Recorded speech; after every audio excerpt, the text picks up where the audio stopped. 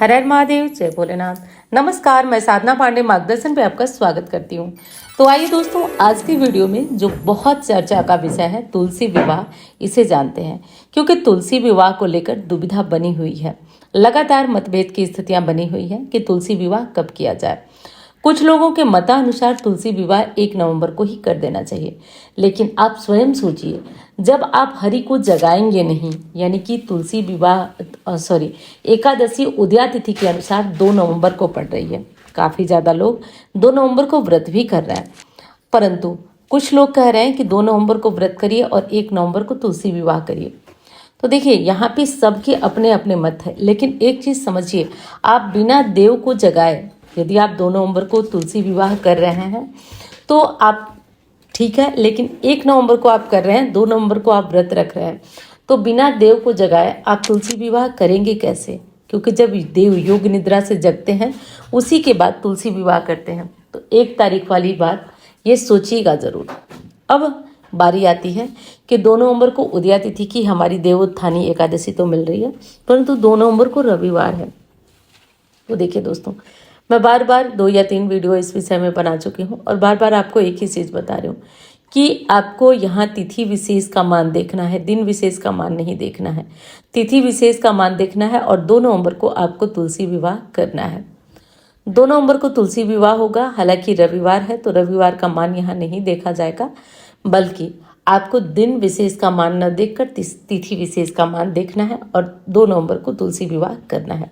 अब देखिए, मैं तो यहाँ पे कह दे रही हूँ, आप सुन भी ले रहे हैं, लेकिन काफ़ी लोगों के मन में एक मतभेद आएगा कि जब रविवार को हम नहीं करते तो नहीं करेंगे। तो एक चीज़ समझिए, 3 नवंबर को, 4 नवंबर को और 5 नवंबर को भी काफ़ी शुभ मुहूर्त होता है तुलसी विवाह करने का।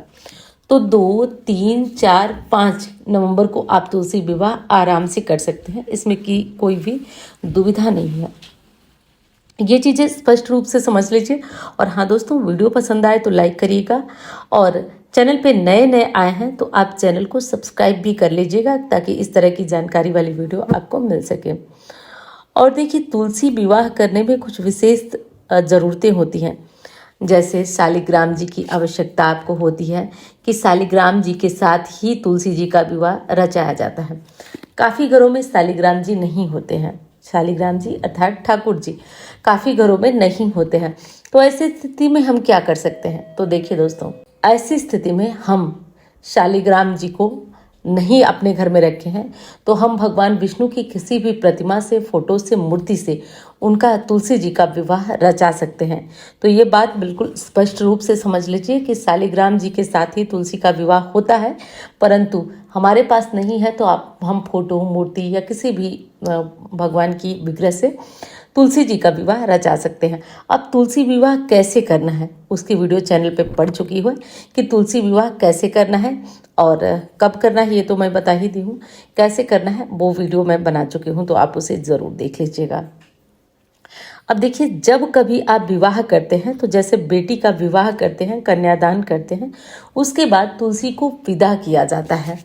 तो तुलसी को विदा कैसे करेंगे, तुलसी को दान कैसे करेंगे और किस प्रकार करके आप अच्छे से पुण्य के भागी बनेंगे, तो चलिए वो सारी बातें जान देते हैं। देखिए, विवाह की गई तुलसी हमारे घर में, चाहे आप जिस दिन भी विवाह करिए, क्योंकि मेरा काम आपको बताना है, मानना ना मानना पूरी तरह से आप पे निर्भर करता है।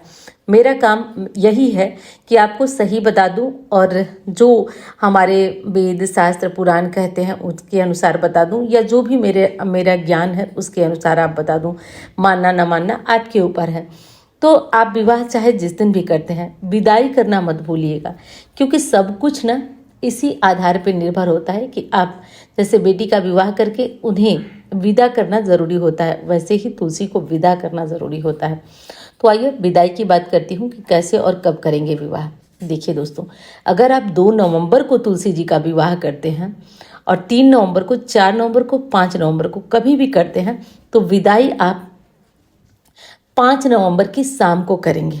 5 नवंबर की शाम को, शाम ढलने से पहले, यानी सूर्यास्त होने से पहले क्या करना है, आप जो भी विवाह कराते हैं आप विवाह करा लीजिएगा। अगर आप 5 नवंबर को पूर्णिमा है, पूर्णिमा के दिन विवाह करा रहे हैं, तो आप 5 नवंबर को ही तुलसी माँ के पास पूड़ी और हलवा बनाइएगा। पूड़ी और हलवा बना लीजिएगा। साधारण जो पूजा में पूड़ी हलवा बनता है, पूड़ी हलवा बना लीजिएगा। आप 11 पूड़ियाँ बना लीजिएगा, 11 दिए जला दीजिएगा। और उसमें विशेष होता है तुलसी जी के लिए कुछ मीठा गुलगुला या कुछ मिठाइयाँ मंगाकर भोग लगाइए। विवाह के बाद ये कार्य आपको करना है।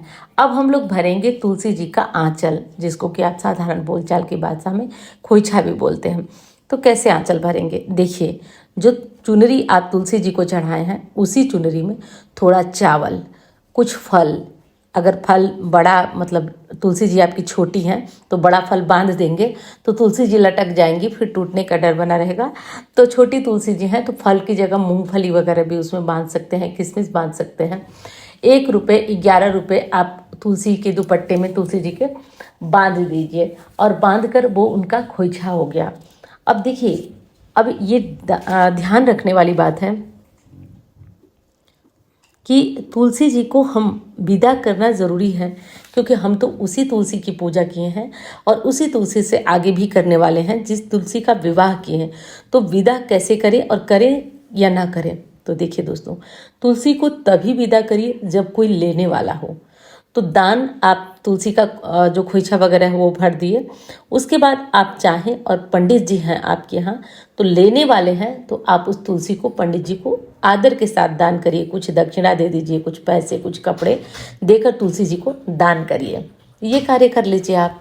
और अगर बहुत सारे लोग करते हैं कि तुलसी जी की पूजा किए, विदाई का खोइछा भर के उसके बाद तुलसी जी को उठाकर मंदिर में रखाते हैं, तो ऐसा नहीं होता है।